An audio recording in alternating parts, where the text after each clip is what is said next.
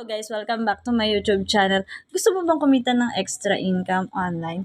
I-click mo na ang subscribe button at i-click mo na rin ang notification bell para updated kapag may bago tayong upload. So ito tayo ngayon. Ito pong aking channel is magtuturo sa inyo kung paano kumita ng extra income online. Syempre meron din po ditong mga trending videos and tutorials.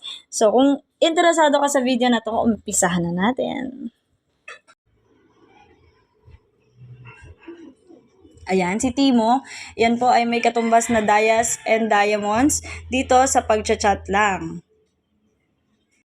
So kung wala ka pa nito, nandiyan sa aking description ang link para magrekta na kayo or direct na kayo sa Play Store para ma-download dito ang application na ito. At dito guys, hindi pa pwede na rekta na lang kayo basta-basta magda-download kasi need po dito ng code or yung referral code. So, pag wala pa kayong code, nandiyan din po sa aking description at mismo dito sa video, naka-display din po dito ang mga code na pwede nyong gamitin or pwede nyong pagpilian para may mai-input kayo na referral code. So, pagka-download nyo ng application, syempre pagka-download nyo nito, meron lalabas dyan kung pwede kayong mag-login using FB or Facebook account. Pwede rin naman sa Google account. So, kung wala pa kayong Google account, gumawa na lang po kayo. Madali lang naman pong gumawa ng Google account. At pangkaraniwan naman po ngayon, lahat meron ng Google account. So, okay, pagka-download nyo ng Timo at nakapag-login na kayo using your Gmail or ng inyong Facebook, ito po yung lalabas. Syempre, nai-input nyo na po yung code. Wag nyo pong kalilimutan dahil kailangan po yan. Mapa may agency man or wala. Dahil itong si Timo, hindi naman din kailangan ng agency. Ito kasi self-withdrawal. So, ngayong araw na to, pakikita ko sa inyo kung paano mag-withdraw dito kay Timo. So, dito sa app niya, makikita nyo to, VIP. So, pwede kayong magpa-VIP dito para libre yung chat. Pero sabi ko nga, kailangan, hindi. Kasi nga, sa chat nga kumikita, pangkaraniwan dito sa Timo. At ito sa Tribe, dito rin pwede kang kumita kasi dito po merong party.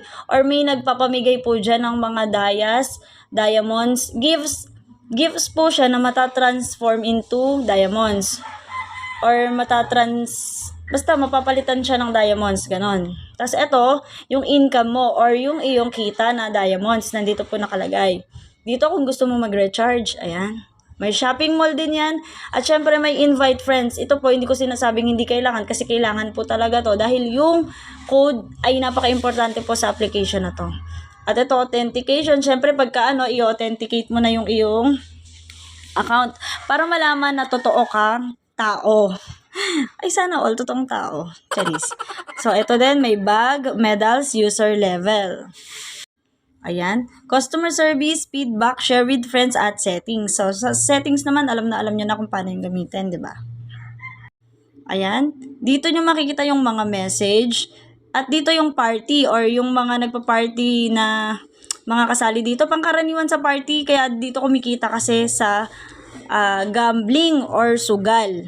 Okay? Sugal ang pinagkakitaan dito sa party. And dito naman yung post. So, pwede ka din dito mag-post ng mga picture mo. Syempre, yung mga, hindi naman sa pero syempre presentable, kaakit-akit, mga ganon.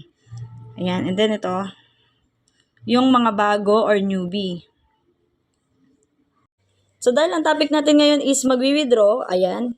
Click lang natin to. So nga pala dito is 100 Dias lang ang minimum withdrawal. So napakababa lang po niya. Para malaman nyo na legit si Timo app.